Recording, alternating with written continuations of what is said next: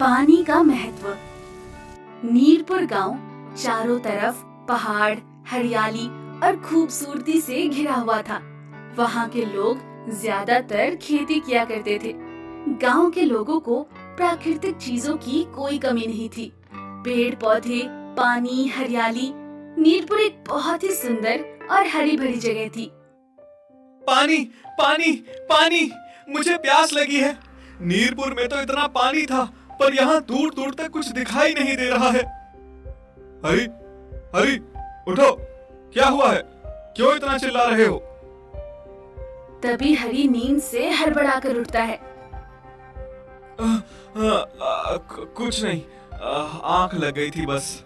बुरा सपना देख लिया था शायद। खैर छोड़ो, तुम लोग क्या कर रहे थे?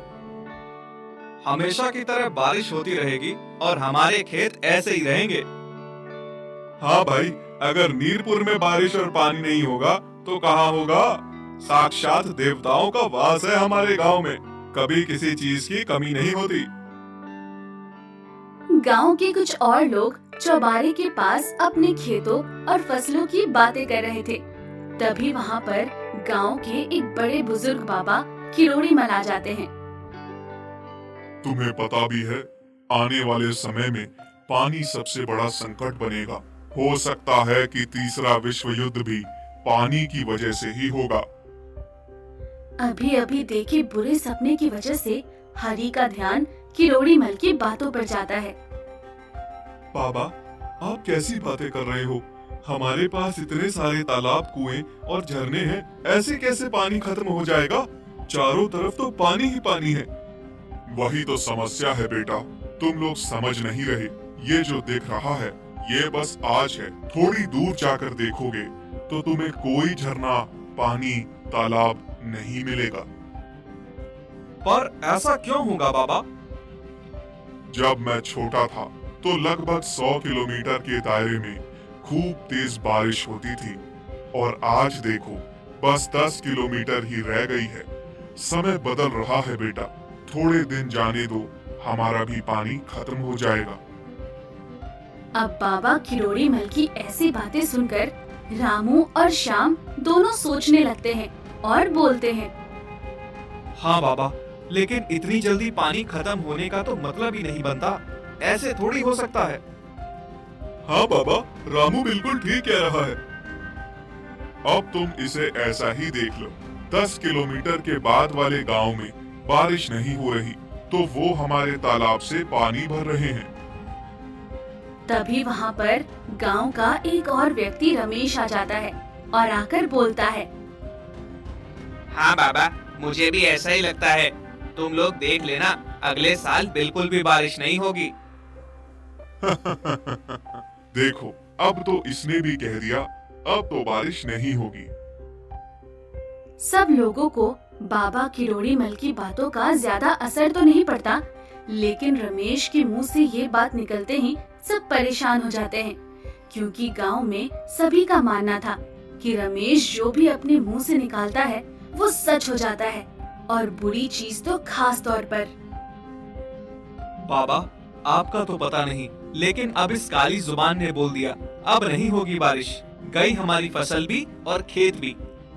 बोल तो दिया है, लेकिन इसका कोई उपाय तो होगा। अब आगे क्या करना है, ये बताओ। इस बात के बाद सभी गांव के व्यक्ति बहुत परेशान हो जाते हैं और जवाब के लिए बड़ों की तरफ देखने लगते हैं।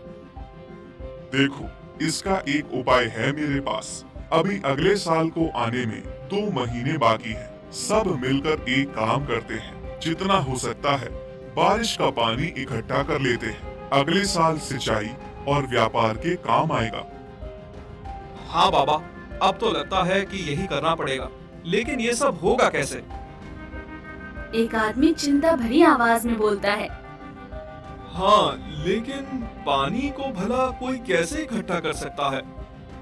हो सकता है, और हमें पानी को इकट्ठा करने के लिए गांव में और भी तालाब बनाने होंगे। अब सारे लोग बाबा किरोड़ी मल के कहे मुताबिक काम में लग जाते हैं। सभी लोग मिलकर गांव में खुदाई कर और कई सारे तालाब बना देते हैं। सारा काम होने के बाद गांव के लोग फिर से इकट्ठा होते हैं। हमने तालाब तो बना ही दिया है, काश अब अगले साल पानी की परेशानी ना हो।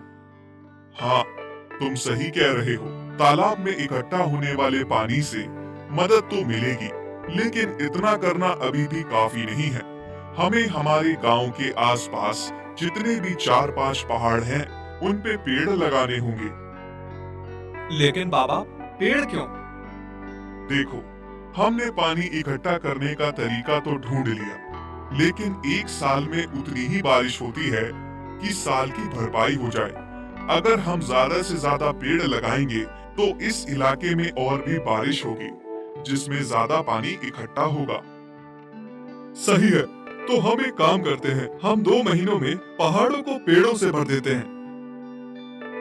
अब बाबा के कहे अनुसार गांव के सभी लोग पेड़ लगाना शुरू कर देते हैं। देखते ही देखते चारों ओर पहाड़ियां पेड़ों से भर जाती हैं और हरी भरी हो जाती हैं।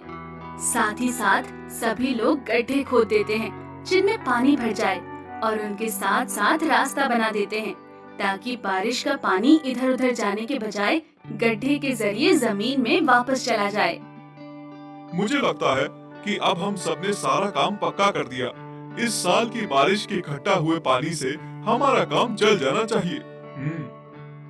हाँ, बाबा के कहे अनुसार पेड़ों की वजह से बारिश अच्छी हुई है इस बार, और हमारी बनाई हुई सारी नहर और गड्ढे भी भर चुके हैं।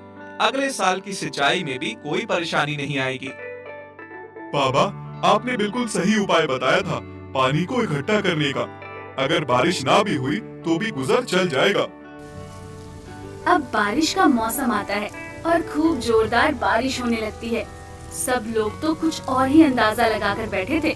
अब बारिश देखकर गांव के सभी लोग एक जगह इकट्ठा हो जाते हैं। पर रमेश ने तो बोला था कि इस बार बारिश नहीं होगी। ये तो पिछले बार से भी तेज बारिश है। इसका मतलब इन्होंने मिलकर हमसे झूठ बोला। हाँ, और हमने जो बेवजह इतनी सारी मेहनत की, उसका क्या? ये सभी लोग आपस में बातें कर ही रहे होते हैं कि तभी ये लोग देखते हैं कि बहुत सारे लोग भीड़ में इकट्ठा होकर उनकी तरफ चले आ रहे हैं।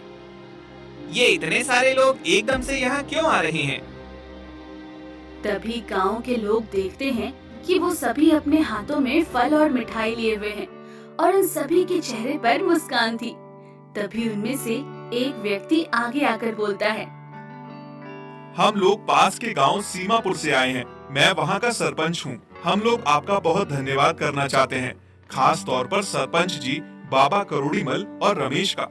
आप लोगों की वजह से ही ये सब हो पाया है। ना जाने कितने सालों बाद हमने बारिश देखी है। इंद्रदेव तो मानो हमसे रूठ ही गए थे।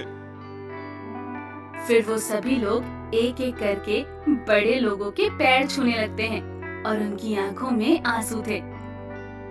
अरे आप लोग ये क्या कर रहे हैं? कम से कम पैर तो न छूइए। ये तो बहुत छोटी सी चीज है बाबा। जो आपने हमारे लिए किया है उसका एहसान तो हम कभी नहीं भूलेंगे। तभी बाबा किरोड़ीमल आगे आकर बोलते हैं, ये कोई एहसान वगैरह नहीं था। दरअसल हमें पता था हमारे यहाँ इस साल हर बार की तरह बारिश होगी। तो फिर आपने हमसे इतनी मेहनत क्यों करवाई? बेटा देखो, जिस हिसाब से हमारा गांव है, यहाँ हर बार बारिश होना लाजमी है, क्योंकि ये चारों तरफ से पहाड़ों और जंगलों से घिरा हुआ है। लेकिन क्योंकि हमने जंगल में जाकर पेड़ काटे थे, तो हमारी वजह से पड़ोस वाले गांव में बारिश नहीं हो रही थी। हाँ, अब जो पेड़ हमने लगाए हैं, उससे क्या होगा कि जो बादल हर साल बिना बारिश के यहाँ से चले जा रहे थे, पेड़ों की वजह से वो एक जगह इकट्ठा हो जाएंगे।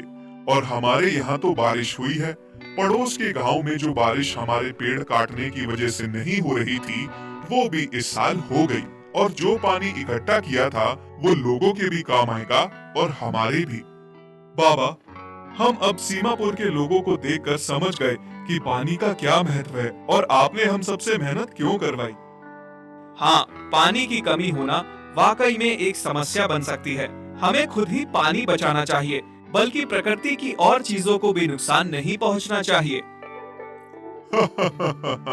चलो, आखिरकार तुम लोगों को मेरी बात समझ आ गई।